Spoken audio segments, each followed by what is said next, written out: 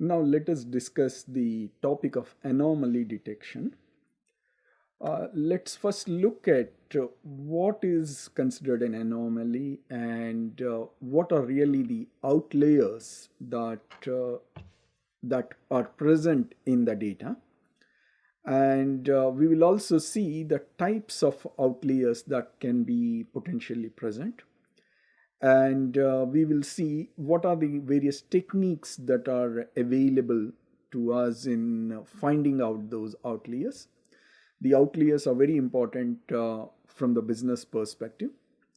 And finally, we will look at some of the challenges in finding out the outliers from the data.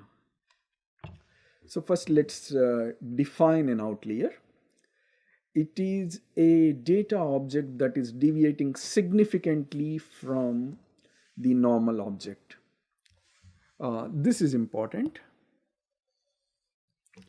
It is not representing a variation, but it is representing a significant deviation. And it is also necessary to understand that most of the data that we receive can have some noise, and outliers are not noise. It is something which is so significantly different that there is a reason for us to take note, and it is important for business to sometimes prevent. It is mostly related to the kind of fraud or some intrusion, etc. And the business is keen on identifying and responding. So if you look at noise, it is more of a random error, but the outliers are significantly different. So, and as it is, if sometimes the noise can also create problem with respect to finding out the true nature of the data. So it's a good idea if we can remove the noise before we start working on the outlier detection. And outliers are interesting because they are both interesting for statistical reason and understanding the events and understanding the threats or the business opportunities. And we should also look at a similar topic, that is the novelty detection, and how is it different from outlier. See, when we have this social media, there are many people who are tracking what is happening in the social media. It is possible that suddenly people are interested in a new topic, and that may look like a novelty to start with, and in fact it may come out as an outlier at the beginning. So some unusual event has happened and people started talking about it. But as it goes along, as it reaches the critical mass and more people start discussing about it, it will become more of a one of the mainline topics in the social media. So the novelty detection helps in some agencies or some organizations finding out something that is about to take off, either in the society or in profession or in the business, etc. And some applications that you can see, these are very important applications for those businesses. So, for example, the credit cards, there may be millions or possibly billions of transactions that keep happening every day, but it is the few fraudulent transactions which can make a significant impact on both the credibility of the credit card organization and also cause a lot of issues or possibly even litigation with the customer. So they're interested in observing and take any possible steps to prevent the fraud. And similarly, in the other industries, either in telecom or the other areas, or let's say in a network intrusion, so or something related to a malware started spreading, so we want to identify it and take action quickly. So if we look at why we should study the anomaly detection, this is an interesting story. As you can see, the one of the big concerns that people have with respect to the environmental challenges is the ozone layer depletion. And interestingly, in way back in 1970 itself, some British scientists have noticed that the ozone layers, in fact, the ozone levels at Antarctica are dropping significantly. But then they know that there is already an American satellite Nimbus 7 which is monitoring the ozone layers and is recording the ozone levels, and it has not reported anything significant. So they, in fact, for a decade, they did not publish their work, thinking that there may be some error in their observation because the satellite is observing far more closely.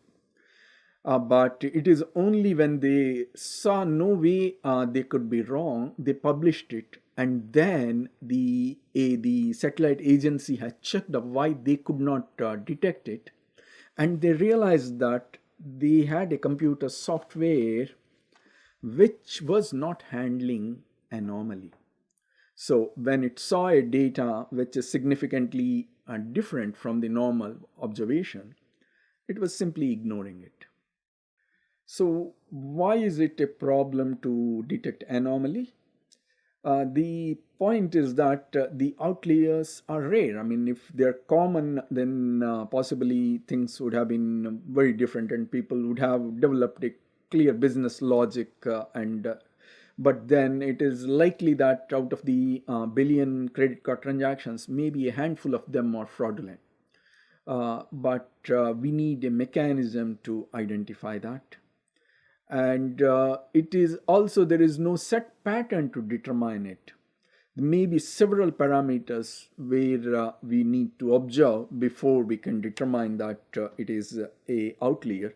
So it is somewhat like a clustering problem which is unsupervised, though there are attempts by some people to use supervised techniques to find outliers, but there is a limited possibilities there. So it is somewhat like you are searching for a needle in a haystack because the regular data is so large and outliers are few. So in fact, this is the observation, the working assumption with which the outliers need to be studied, that there are far more normal data compared to outlier. So if we want to classify or find out the types of the outliers, we may categorize them using one approach, which is the global, contextual, and collective. The global outlier is somewhat a anomaly point which is noticeable from the entire global data. And so we can find some measurement of deviation whereby we can recognize it. And the other possibility is the contextual or conditional outlier.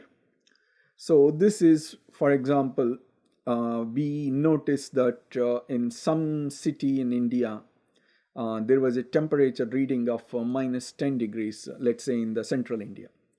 So it is not unusual in the world for some locations to have a temperature of minus 10 degrees, and there will be many parts of the world where the temperature is possible. But it is unusual because it happened in a city where the usual range is much different. So in a global context, you cannot say minus 10 degrees temperature is an outlier. But in the context of the location and possibly the time or month of the year, etc., you can say that it's an outlier. So you need to first find out the contextual attributes, in this case, let's say time and location, and then the behavioral attribute, which is what we are finding it to be an outlier. So this is the temperature. So this one, we may look at it as we may generalize it as a local outlier problem, where we combine all the attributes and then we try to solve the problem, saying that a combination itself is representing a outlier problem. But we need to first identify what is a meaningful context. So what are all the attributes that you should study before you identify that, because they may be 10 variables, and out of them one is impacted, that's a behavioral attribute, and the 9 are contextual attributes. First we need to identify which is contextual and other is which is behavioral, and then we also need to be able to model the relationship. So the other type is a collective outlier. So here it's not just one data object, but it's a set of data objects that deviate significantly from the whole data. And in this case, so it is not that we are looking at one which is a very isolated. So an example can be a denial of service attack that is started because of a malware which has spread, and then it could capture some 100 machines, and then all the 100 machines they were vulnerable, and then some hacker got control of those machines, and then all of them participating in the denial of service packages. So now you need to find out, because in this case, as you know, if there is a threat, this type of threat, it is not necessary that just one machine in the world will be affected. It is likely that there will be several machines that will be affected, and so you possibly need to look at it as a collective outlier. And here you need, again, different mechanism. So first you need to have the background knowledge and the relationship among the data objects, and then the similarity or distance measures. So, and you need to look at the behavior of both individuals and also groups. And as a matter of fact, an outlier can be of multiple types. So now let's look at some of the techniques that we have for outlier detection. First, we'll look at a supervised method. Though it may not apply in many contexts, let's look at this is one technique which we can use when we have a clear-cut labels with respect to what is appropriate or what is normal and what is abnormal. In that case, we can divide the data into clear-cut two classes. One is normal data and other is abnormal data. And we can possibly use the classification techniques and determine which are all the points which are representing the abnormal data, and we can simply put them as outliers. So first we need to model this to solve this classifier problem, and then the thing is that there needs to be a training data for that. So the classifier has to learn, and then you need to look at, you need to apply the classifier on the remaining data, test data, and get the result. So the problem is that here it is a clearly imbalanced classes, as we had discussed. The outliers are far fewer than the normal data points. So in that sense, we have classes which are highly asymmetric. So in this case, the point is it is very difficult to create a model that works accurately. And sometimes we may insist that it is important that to catch as many outliers as possible, rather than worrying about are we mislabeling some normal objects as outlier. So in that case, we may be able to solve this problem, because we may create a model which catches all the abnormal or the outlier points, and there is no problem if it catches something little more than that. And the general technique is unsupervised methods.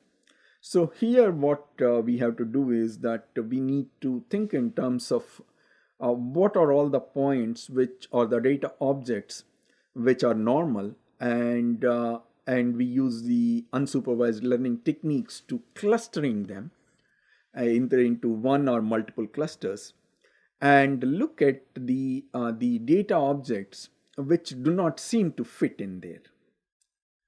So the challenge here is that the first challenge is it has a challenge with respect to collective outlier. So if you have a collective outlier, we are saying that there are multiple data objects which are all compromised or which are all representing abnormal behavior. So in such case, that will be represented as a cluster in this case. So it will be difficult to find out that. Because what happens, as you can see in an example, if there is the virus or some intrusion is happening, so it is quite likely that we will end up with creating a large number of false positive, and also potentially we will miss the real ones, because we need to look at we do not know the behavior of the virus. So the point is that the machines which are in normal state, they will be operating in diverse ways, but we do not have a model of how the infected machine will behave, because we are clearly looking at a new virus. So in this case, the unsupervised method will be challenged. So many a times the clustering methods, what they do is that they first find the clusters and then outliers. And here the challenges are with respect to distinguishing noise and outliers. And also the point is that first they need to completely execute a clustering algorithm. So that makes it costly to find the outliers. So there are the newer methods that people are working on try to tackle the outliers directly without creating a cluster analysis for the entire universe of data. And sometimes we go with semi-supervised methods. So here what happens is that the labels are going to be small, and only outliers we give the labels, and for the normal data we don't bother.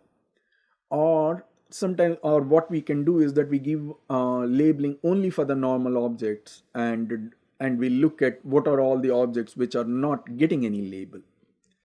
So in this case, what we have to do is that we'll have to use the labeled examples and then find out the proximate which are close by and the unlabeled objects, and then we will have to train a model so to identify the objects which are close to labeled objects and consider them as the normal objects, and then where you are unable to reach through the some distance measured to the objects which are through this technique for which the labeling has already been done, then you may consider that as a outlier. So essentially you first need a labeled example. So essentially you first need a equivalent to a training data.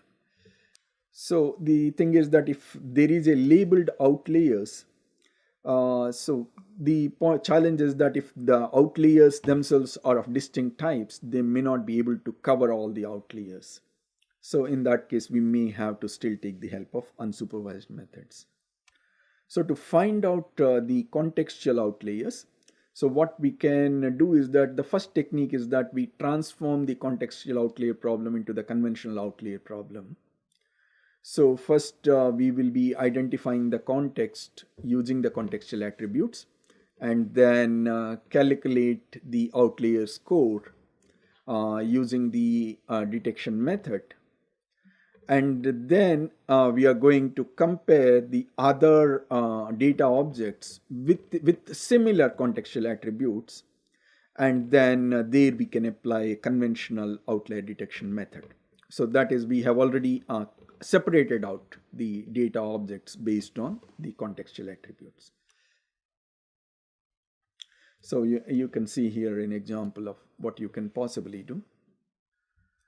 The other technique for mining the contextual outliers is with respect to modeling the normal behavior with respect to a context. So if we can find out, for example, if this is the age, this is likely to be the purchasing habits, then having modeled the normal behavior, then we can find out wherever there is a data object which is violating this normal behavior.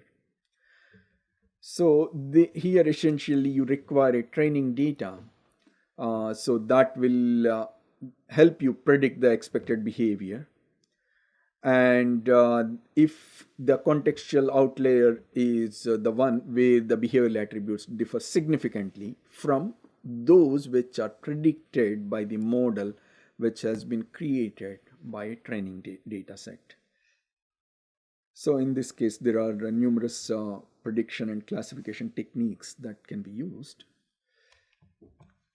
And finally, looking at the third type of outlier, which is a collective outlier. So here we are talking about the ones where all their behavior is not normal with respect to the others. So, and again, when we are looking at the structure of what constitutes that group, we can look at it from several perspectives depending on the type of data we are looking at. Sometimes we may be looking at a time series data, and we see that the behavior seems abnormal.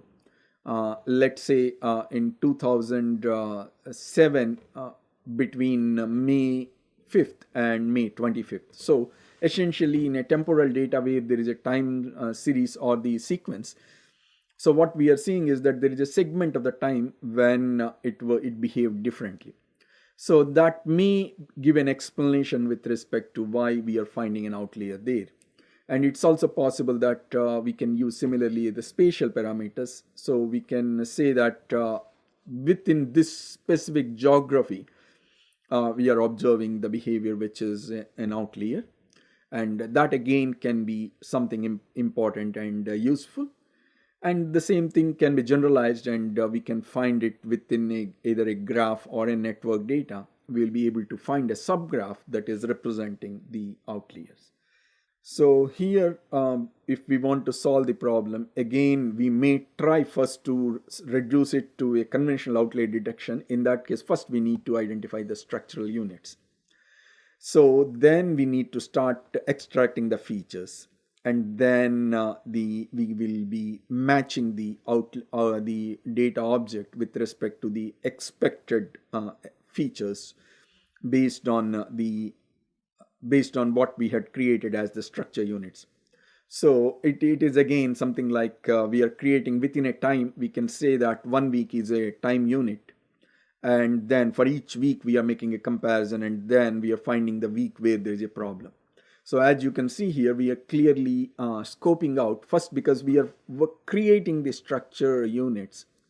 And so we are making some sort of assumption with respect to the structure unit. So in a geography, we can possibly say that a village is representing a structure unit or a city is representing a structure unit. So in this case, we are making some assumption about the structure unit, and then we are trying to solve the collective outlier problem. So other approach is that we do not make any such assumptions, and we try to determine something as an outlier first by studying general characteristics and then trying to create a subgraph based on their behavior. So here what we may see is that a social network where some of the connections, they seem to be behaving abnormally compared to the other connections. And we may create a Markov model and then identify any subsequences which are significantly deviating from the model. So essentially this is a significantly an application dependent problem. For example, whether we are finding out an intrusion in a network, or we are finding out some transactions in the stock market which are violation of the law. So in such situations, the city context determines the heuristics that need to be used. So in that sense, the outlier problem has to be solved in appropriate way. And here the computational cost is likely to be high because we are working with multiple parameters. So finally, looking at some of the challenges in outlier detection. The first challenge is that we need to find a model that represents the normal object and an outlier. And it may be that we will have numerous models which represent the normal behavior. So in that sense, it is not one model which is going to differentiate. So we need to find out all possible normal behavior models. And added to that, it is not easy to find out the borderline between the normal and the outlier. And the application knowledge is very important, as we have discussed what is a credit card fraud and what is the malware attack. In both these contexts, the knowledge that is required is very different. As you can see in an example, if you're looking at a clinical data, a small deviation can make an outlier. But when we are looking at a marketing analysis, it's possible that significant fluctuations are acceptable. And an outlier detection works only if we can handle the noise well. So if we cannot differentiate the noise and outlier, so we are going to report many false positives. And finally, the outlier detection requires understandability. So there should be a basis on which the event that has been observed by the data analyst or the business analyst can determine that it is indeed an outlier. So if they do not find any logic or a reasonable basis, then they will not have a confidence with respect to the detection process.